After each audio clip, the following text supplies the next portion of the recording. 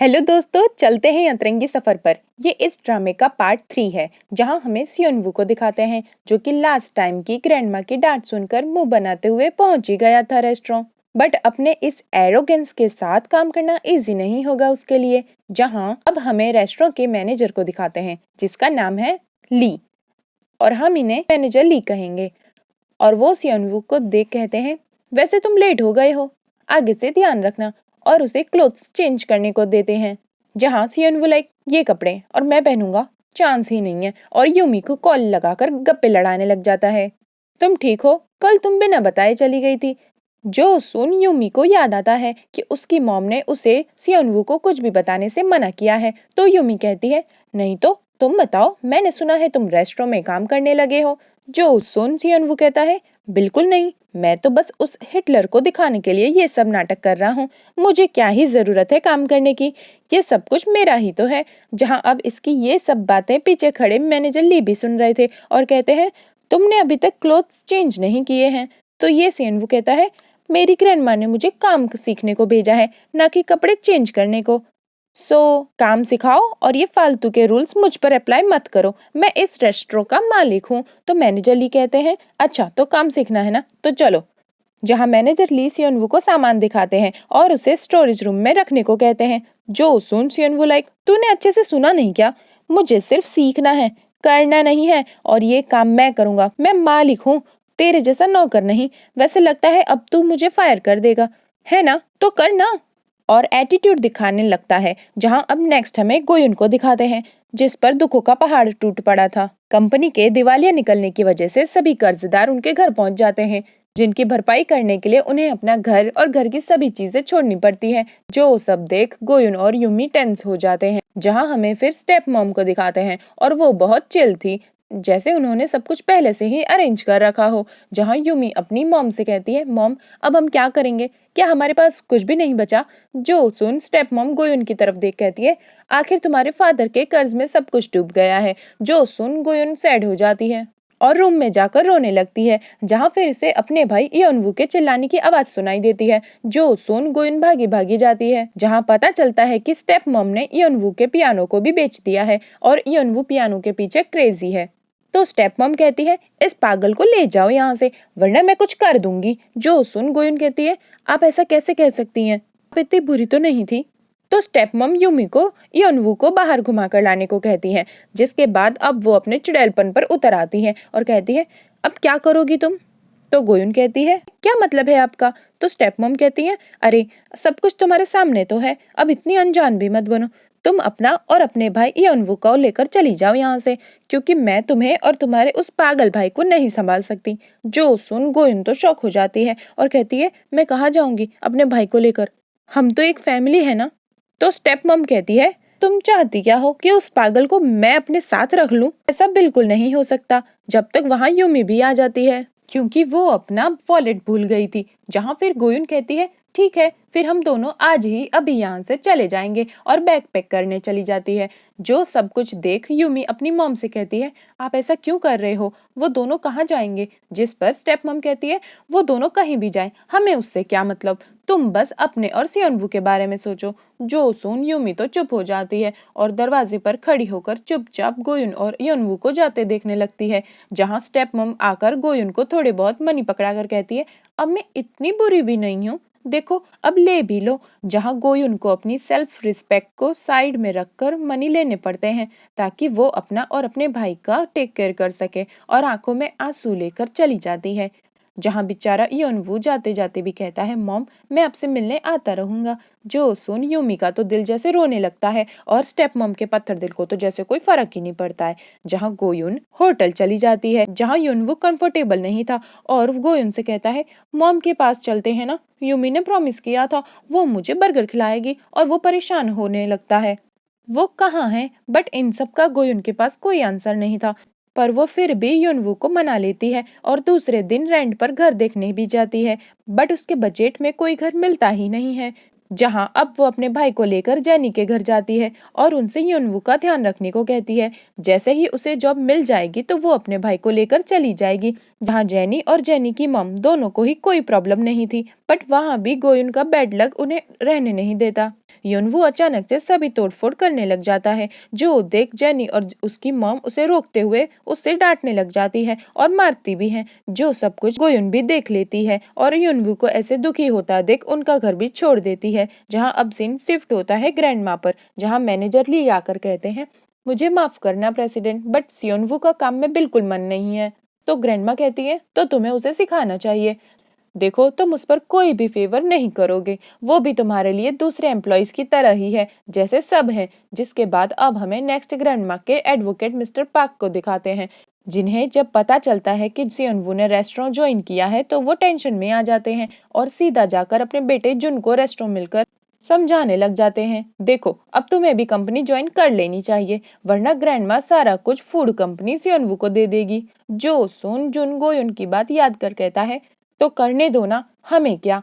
Father, मुझे कुछ अपना करना है, मैं अपने इस छोटे से रेस्टोरेंट पर ही काम करना चाहता हूँ और अपनी मेहनत से आपको खुश करना चाहता हूँ। जो सुन एडवोकेट पार्क लाइक, ये इतनी बड़ी बड़ी बातें कहाँ से सीख रहे हो? देखो, हमने बहुत कुछ किया है इस फूड कंपनी के लिए, तो तुम्हें भी तुम्हारा हिस्सा मिलना चाहिए। और चले जाते हैं, जहां अब नेक्स्ट हमें गोयुन को दिखाते हैं, जो कि अपने भाई के साथ रोड पर भटक रही थी। जहां युनवू को तो बहुत भूख लगी थी, तो वो हर फूड स्टॉल पर जाकर खाना मांगने लग जाता है और पागल हो रहा था।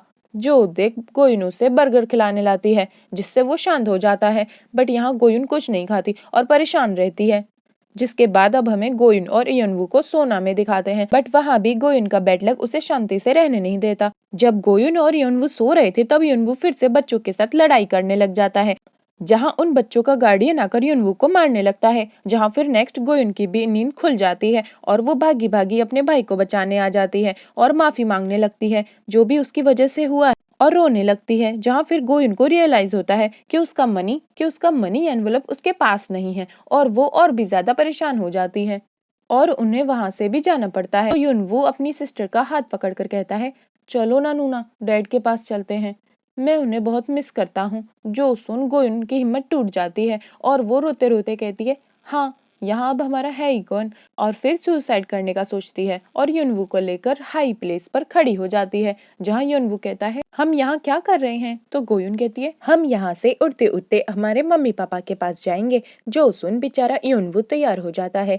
और कहता है, गोयुन तुम रोया मत करो, मॉम डैड को अच्छा नहीं लगेगा, और वहां से उड़ने की ट्राई मारता है। पर अब युनवू की बातों से गोयुन को हिम्मत मिलती है और वो उसे रोक लेती है और युनवू को पकड़कर बहुत रोती है, मुझे माफ कर दो, मैं अब कभी ऐसा नहीं सोचूंगी, मुझे माफ कर दो। और ये सीन बहुत इमोशनल था। जहाँ अब सीन शिफ्ट होता है स्टेप मॉम और यूमी पर, जो कि घर बेचकर फ्लैट में शिफ्ट हो गए थे और बहुत सारी शॉपिंग भी कर रही थी। जहाँ यूमी स्टेप मॉम से पूछती हैं, अगर आपके पास इतना मनी था तो आपने क्यों जाने दिया उन दोनों को, पता नहीं युनवू कैसा होगा। जहाँ स्टेप मॉम कहती है, होगा कैसा, अच्छे ही होंगे, तुम उनकी फिक्र मत करो, भूल जाओ उन्हें, तुम बस युनवू को देखो, समझी, उससे मैरिज करनी भी है या नहीं। जो सुन यूमी फिर से चुप हो जाती है। जहाँ फिर हमें गोयुन और युनवू को दिखाते हैं, जहाँ गोयुन अपनी एक और स्कूल फ्रेंड को मिलने आती है, जिसका नाम है हायरिन, जो कि एक बार में काम करती है। और उसका ऐसा मेकओवर देख गोयुन तो उसे पहचान ही नहीं पाती और उसी से उसका नेम पूछ कहती है,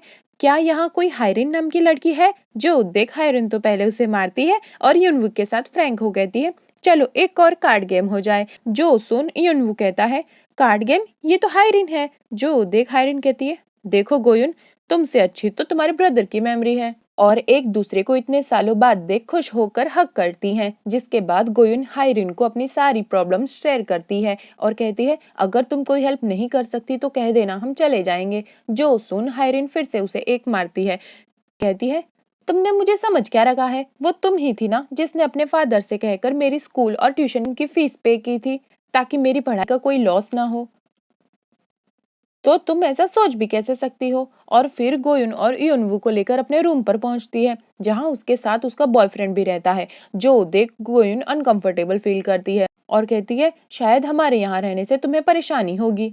तो हायरिन कहती है, ऐसा कुछ नहीं होगा, मैं नाइट शिफ्ट करती हूँ और ये डे शिफ्ट करता है। और कहती है, क्या तुम मेरे साथ बार में काम करोगी? तुम प्रिटी भी हो और इंग्लिश भी आती है तुम्हें। जब हम वर्क करने जाएंगे तो यहाँ घर पर मेरा बॉयफ्रेंड उसका ध्यान रख लेगा और जब वो मॉर्निंग में जाएगा तब तक हम फ्री हो जाएंगे। क्या बोलती हो? जहाँ उसका बॉयफ्रेंड भी रेडी हो जाता है। जो सुन गोयुन सोचने लगती है, जब तक कोई जॉब नहीं मिलती है तब तक यही सही होगा, पर मैं ऐसे बार में कैसे जॉब कर पाऊंगी, मैं नहीं कर सकती। तो हायरिन उसका मेकओवर कर देती है और फोन भी देती है, जहाँ अब गोयुन बार वेट्रेस का काम करती है, जहाँ उसका नाम था स्पाई। और हायरिन से थैंक यू कर कहती है, मैं फ्री में नहीं रहूंगी, मैं तुम्हें पे कर दूंगी। जहाँ फिर गोयुन को बार में अजीबोगरीब सभी प्रकार के प्राणी मिलते हैं और गोयुन सबसे अच्छे से डील करना सीख लेती है। जिसके बाद अब हमें दूसरे दिन सियोनवू को रेस्टोरेंट में काम करते दिखाते हैं, जो कि अभी भी अकड़ दिखा रहा था। और मैनेजर ली से कहता है, देखो तुम थोड़ा तमीज से बात करो, मैं यहाँ का मालिक हूँ। जहाँ मैनेजर ली उसकी बातों को फुल ऑन इग्नोर मार देते हैं और कहते हैं, ये प्रेसिडेंट का ऑर्डर है, सो अगर काम नहीं करना है तो मैं उनसे कंप्लेन कर दूंगा। जो सुन अब सियोनवू की तो हट जाती है और ये जनाब सीधा जाकर काम छोड़कर घर जाने की तैयारी कर लेते हैं और मैनेजर ली को धमकी देने लगते हैं, जैसे मैं प्रेसिडेंट बन जाऊंगा ना तो मैं तुझे फायर कर दूंगा। तो मैनेजर ली कहते हैं, अगर तुम यहाँ के प्रेसिडेंट बन गए ना तो मैं खुद ही रिजाइन कर दूंगा, आखिर मैं कंपनी को डूबते हुए नहीं देख सकता। जिसके बाद तो सियोनवू सीधा जाकर मैनेजर ली को सबके सामने थप्पड़ जड़ देता है और ये देख वहां सभी को बुरा फील होता है। जिसके बाद अब नेक्स्ट सियोनवू, यूमी अपनी बहन जूडी और जुन के साथ जूडी का बर्थडे सेलिब्रेट करने बार में आया था, जहां गोयुन काम करती है। ऐसा लगता है जैसे अब गोयुन के साथ कुछ बुरा होने वाला है। जहां अब यूमी हैंड वॉश करने जाती है तो वो वहां गोयुन को देख शॉक हो जाती है और भाग जाती है और जूडी जुन को लेकर डांस फ्लोर पर चली जाती है, जहां फिर वहां गोयुन भी इनके पास वाले कस्टमर्स को एंटरटेन कर रही थी, जिसे देख सियोनवू उसे एक नजर में पहचान लेता है और बेचारी को टांग अड़ाकर गिरा भी देता है, जिसे जब गोयुन देखती है तो शॉक हो जाती है। अरे, और सियोनवू तो उस पर चढ़ जाता है, उसे कुछ बोलने ही नहीं देता। लाइक, कहाँ है मेरा बैग, बेच दिया ना, कितना मिला, देखो सच सच बताओ। और गोयुन को पीछे से कॉलर पकड़कर खींचता हुआ ले जाने लगता है, जहाँ ये सब कुछ जुन ने भी देख लिया था और उसे पहचान लेता है कि ये तो गोयुन है। जहाँ फिर गोयुन सियोनवू से कहती है, देखो तुम्हारा बैग अभी मेरे पास नहीं है, और अपना फोन देखने लगती है कि जो कि सियोनवू की पानी में नीचे गिर गया था और सियोनवू उस पर गलती से पैर मार उसे तोड़ देता है और लाइक, क्या ये तुम्हारा फोन था? जो देख गोयुन का तो पारा हाई हो जाता है। जहाँ फिर अब हमें नेक्स्ट हायरिन का घर दिखाते हैं, जहाँ उसका बॉयफ्रेंड मस्त टीवी देख रहा था और फिर फ्रिज चेक करने जाता है, जहाँ बियर खत्म हो गई थी और ये बेवकूफ आलसी योनवू को एड्रेस समझाकर उसे बियर लेने अकेले ही भेज देता है। अब आगे क्या होगा ये देखेंगे नेक्स्ट पार्ट में। तब तक के लिए अपना ध्यान रखिएगा और मेरी वीडियोस को लव और सपोर्ट करते रहिएगा। Thanks for watching.